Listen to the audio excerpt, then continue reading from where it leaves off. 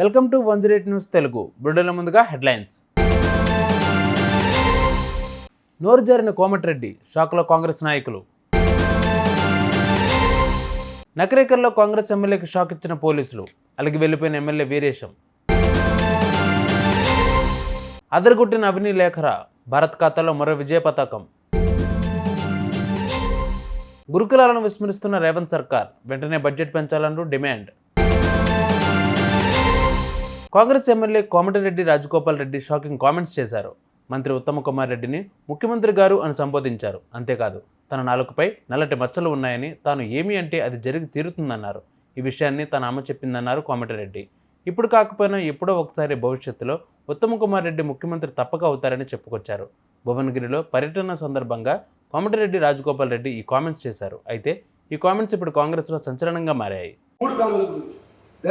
ముఖ్యమంత్రి గారు, మన మంత్రి గారు, ముఖ్యమంత్రి గారు అంటారు. మళ్ళీ ఎప్పుడో ఒకసారి ముఖ్యమంత్రి అవుతారు మీరు తప్పకుండా. ఎందుకంటే నా నోటికి నా నాన్న మీద పుట్టుమంచలు ఉన్నాయి, నల్లన్నవి మీరు ఏదంటే అవుతుందంట. అప్పుడు మిస్ అయ్యి మళ్ళీ ఎప్పుడైనా భవిష్యత్తు అయ్యే అవకాశం ఉంది. అదంతా అది నల్గొండ జిల్లా ప్రజలు మీరు మంత్రి అయ్యారు. మీ నకరేకల్ దళిత ఎమ్మెల్యే వేముల వీరేశంకు అవమానం జరిగింది. మంత్రుల ఉత్తమ్ కుమార్ రెడ్డి, పొంగులేటి శ్రీనివాసరెడ్డి పర్యటనలో భాగంగా నకరేకల్ నియోజకవర్గంలోకి వచ్చిన వాళ్ళను స్వాగతించేందుకు ఎమ్మెల్యే వీరేశం అక్కడికి వెళ్ళాడు. కానీ వీరేశంకు అక్కడ చేదు అనుభవం ఎదురైంది. నేను ఎమ్మెల్యేను అని చెప్పినా పోలీసులు వినిపించుకోకుండా వీరేశాన్ని పక్కకు నెట్టేయడంతో ఎమ్మెల్యే అక్కడి నుండి అలిగి వెళ్ళిపోయాడు. ప్రస్తుతం ఈ వీడియోపై నెటిజన్లు సంచలనమైన విమర్శలు చేస్తున్నారు.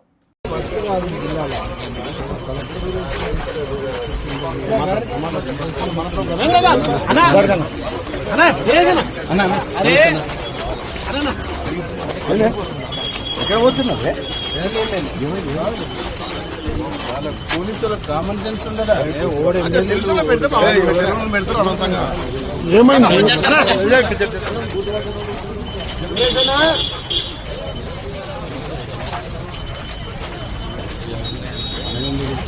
ఉండొచ్చు కదా.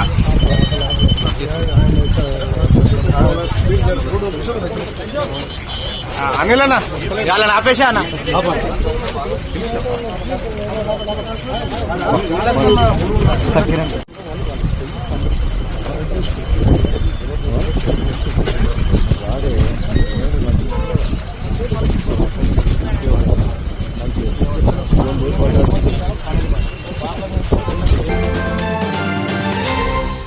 ప్యారిస్ 2024 పారాలింపిక్స్లో భారత పతకాల బోని కొట్టింది. పోటీలో ప్రారంభమైన రెండో రోజే భారత్ ఖాతాలో ఒకేసారి 2 పతకాలు చేరాయి. షూటింగ్లో పారాషూటర్ అవినీ లేఖర అద్భుతం చేసింది. టోక్యోలో జరిగిన గత పారాలింపిక్స్లో స్వర్ణం సాధించిన అవినీ లేఖర ప్యారిస్ పారాలింపిక్స్లో అదే జోరు కనబరిచింది. ప్యారిస్ 2024 పారాలింపిక్స్లో 10 మీటర్ల ఎయిర్ రైఫిల్ SH-1లో స్వర్ణం పథకం సాధించింది. ఇదే ఈవెంట్లో భారత్ ఖాతాలో మరో పథకం చేరింది. భారత్కు చెందిన మోనా అగర్వాల్ 3వ స్థానంలో నిలిచి కాంస్య పథకాన్ని కైవసం చేసుకుంది. గురుకులాలకు ఇప్పటికీ యూనిఫామ్లు, రగ్గులు, షూలు, స్పోర్ట్స్ డ్రెస్సులు అందలేదని, జైల్లో ఒక్కో ఖైదీ ఆహారాన్ని రోజుకు 83 చెల్లిస్తుంటే గురుకుల విద్యార్థికి మాత్రం రోజుకు 37 రూపాయలు మాత్రమే చెల్లిస్తున్నారని బీఆర్ఎస్ నేత ఆర్ఎస్ ప్రవీణ్ కుమార్ వెల్లడించారు.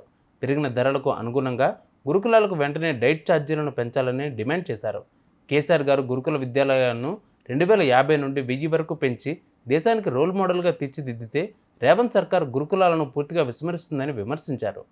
మరి తెలంగాణలో గురుకుల విద్యాలయాల్లో దాదాపుగా మరి కేసీఆర్ గారి హయాంలో గురుకుల విద్యాలయాలు 250, 300 నుంచి 1000 దాకా గురుకుల విద్యాలయాలు పెంచి దేశంలోనే గురుకులాలను ఒక అత్యున్నత విద్యాలయాలుగా తీర్చిదిద్ది దేశంలోనే ఒక రోల్ మోడల్గా తయారు చేసిన ఘనత గౌరవ కేసీఆర్ గారిది. కానీ ఈరోజు రేవంత్ రెడ్డి గారి ప్రతీకారణ పాలన అని ఎందుకు అంటున్నామంటే గురుకులాలను పూర్తిగా విస్మరించిండ్రు మరి ముఖ్యమంత్రి రేవంత్ రెడ్డి గారు. ఇంతవరకు ఆ శాఖ మంత్రి ఎవరో ఎవరికీ తెలియదు. అసలు ఆ శాఖలకు మంత్రులే లేరు.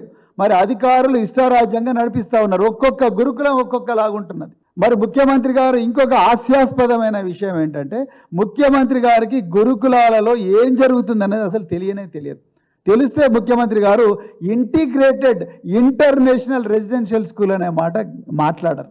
ఇంటర్నేషనల్ స్కూల్ అన్నారు ముఖ్యమంత్రి గారు. అసలు మీ ఇంటర్నేషనల్ స్కూల్ ఎట్లుంటుందో ఒక మోడల్ చూపించండి. మీరు కొడంగల్ అన్నారు. కొడంగల్లో పెద్ద ఎత్తున ఇంటర్నేషనల్ స్కూల్ కడతామని శంకుస్థాపనలు కూడా చేసిండ్రు. మరి బడ్జెట్ ఎంత అలాట్ చేసిండ్రు? మరి బడ్జెట్ అలాట్ చేస్తే మరి ఎక్కడెక్కడ టెండర్లకు ఏ విధంగా అడ్మిషన్ తీసుకుంటారు అనే దాని మీద ఏమన్నా మీరు చెప్పిండ్రా? అదే విధంగా మరి దాంట్లో విద్యార్థులకు ఎలాంటి విద్యా బోధన ఉంటుంది? దాని మీ ఇంటర్నేషనల్ స్కూల్స్లో మరి ఏ సిలబస్ పెడతారు? సిబిఎస్ఈ పెడతారా, ఐసిఎస్సి పెడతారా, ఐసిసిఎస్సి పెడతారా, లేకపోతే ఐబీ పెడతారా, లేకపోతే స్టేట్ సిలబస్ పెడతారా? దాని మీద ఇప్పటికీ క్లారిటీ వచ్చిందా? రాలేదు. అసలు గురుకులాల్లో ఇంత ముందే వైఎస్ రాజశేఖర రెడ్డి గారు ముఖ్యమంత్రిగా ఉన్నప్పుడే ఇంటిగ్రేటెడ్ పాఠశాలలను పెట్టి అది ఫ్లాప్ అయినందుకే దాని మోడల్ తీసేసి ఇప్పుడు గురుకులాల మోడల్ వచ్చింది. గురుకులాల్లో కూడా అన్ని వర్గాలకు చెందిన విద్యార్థులు ఉంటారన్న విషయం ముఖ్యమంత్రి గారికి తెలియకపోవడం నాకైతే చాలా ఆశ్చర్యంగా ఉన్నది. ప్రతి గురుకులాల్లో కూడా ఎస్సీ గురుకులం అంటే ఎస్సీ గురుకులాల్లో కూడా మిగతా వర్గాలకు చెందిన వాళ్ళు ఉంటారు. ఎస్టీ గురుకులం అంటే ఎస్టీలు కాకుండా మిగతా వర్గాలకు చెందిన వాళ్ళు ఉంటారు. మైనారిటీ గురుకులం అంటే మైనారిటీలు కాకుండా మిగతా వర్గాలకు చెందిన వాళ్ళు కూడా ఉంటారు. బీసీ వెల్ఫేర్ అంటే బీసీలే కాకుండా మిగతా వర్గాలకు చెందిన వాళ్ళు ఉంటారన్న కనీసమైన జ్ఞానం కూడా మరి ఇప్పుడున్న కాంగ్రెస్ పార్టీలో ఉండే నాయకులకు లేకపోవడం అనేది, మరి ముఖ్యంగా విద్యాశాఖను చూస్తున్న ముఖ్యమంత్రి గారికి దీని మీద అవగాహన లేకపోవడం అనేది విద్యా వ్యవస్థ మీద ఉన్న వారికి ఉన్న శ్రద్ధను మనకు చూపిస్తూ ఉన్నది. చూసారుగా ఇవి వాళ్ళ బులెటిన్ అప్డేట్స్. మరిన్ని అప్డేట్స్తో మళ్ళీ మీ ముందుకు వస్తాను. అంతవరకు కీప్ వాచింగ్ 108 న్యూస్ తెలుగు.